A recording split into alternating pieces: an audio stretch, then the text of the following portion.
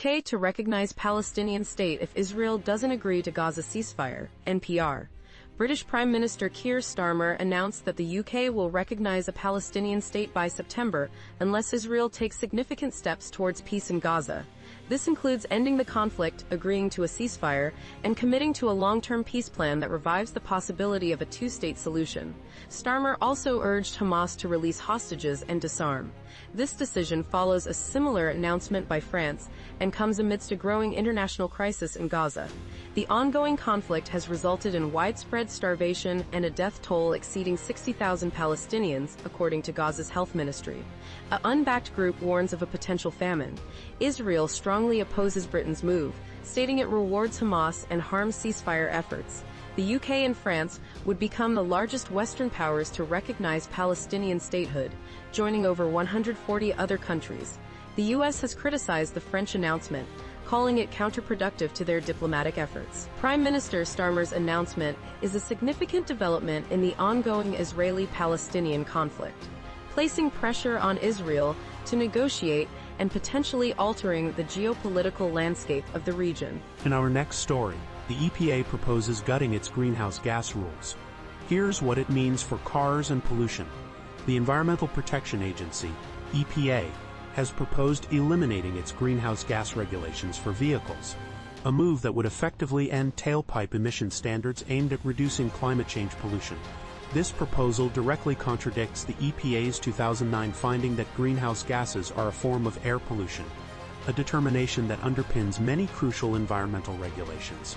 The transportation sector being the largest source of greenhouse gas emissions in the U.S., this decision is expected to significantly impact the environment. This action fulfills a campaign promise by President Trump to roll back environmental regulations deemed detrimental to the economy and consumer choice.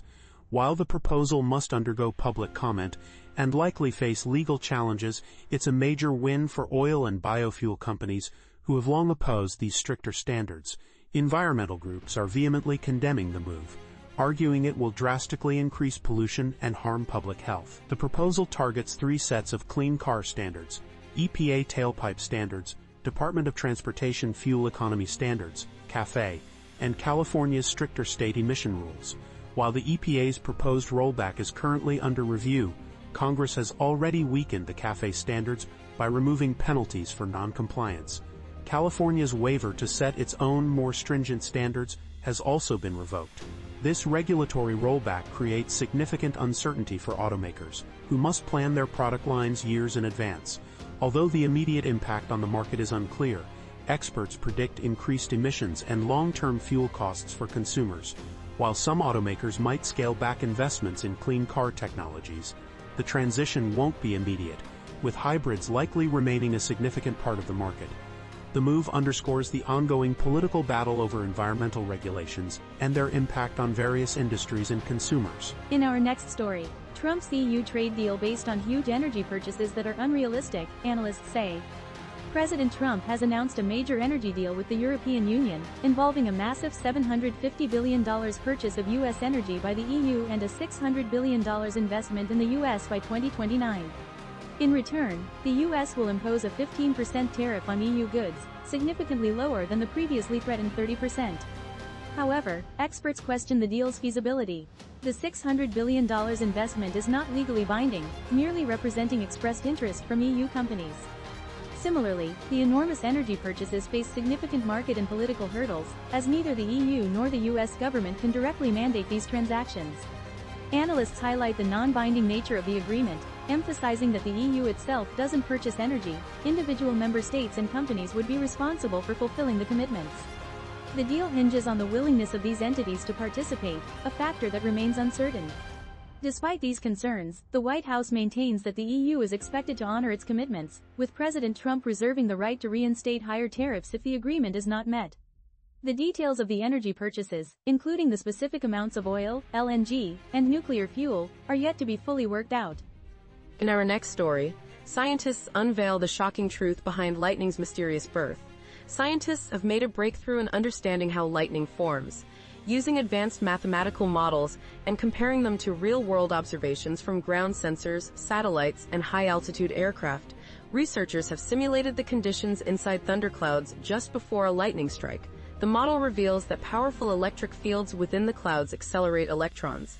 These electrons collide with air molecules, triggering a chain reaction that produces a burst of X-rays and high-energy photons. This avalanche effect ultimately leads to the visible lightning bolt. This new understanding not only explains how lightning forms, but also suggests a potential new source of X-rays. The model is unique because it's the first to offer fully time-dependent simulations that can be applied to observations at various altitudes. The research highlights how seemingly simple mathematical concepts, when applied rigorously, can unlock complex natural phenomena like lightning, offering a powerful tool for future atmospheric research. In our next story, U.S. states sued Trump administration over demand to collect SNAP recipients' private data. 20 state attorneys general are suing the Trump administration, challenging a demand for personal data from recipients of the Supplemental Nutrition Assistance Program, SNAP. The administration claims the data is needed to combat fraud, but the states fear it will be used for mass deportations, echoing previous instances where data requests initially framed as fraud prevention were later used for immigration enforcement.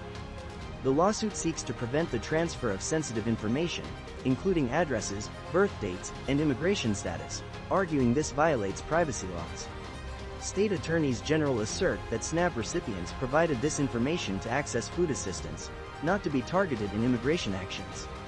The USDA, which issued the data request, has not commented on the lawsuit. The states argue this is a misuse of the program's data, obtained under the guise of fighting fraud, a tactic critics say mirrors previous actions by the administration. The administration's threat to withhold funding if states refuse compliance adds further pressure, with critics highlighting the potential for harming vulnerable families, even those who are eligible for SNAP benefits. Immigrants are ineligible for SNAP benefits themselves but may apply on behalf of their U.S. citizen children, making the data request especially concerning for advocates who fear families will be further penalized. The states are prepared to fight this action in court, asserting the importance of protecting private information and the integrity of the food assistance program.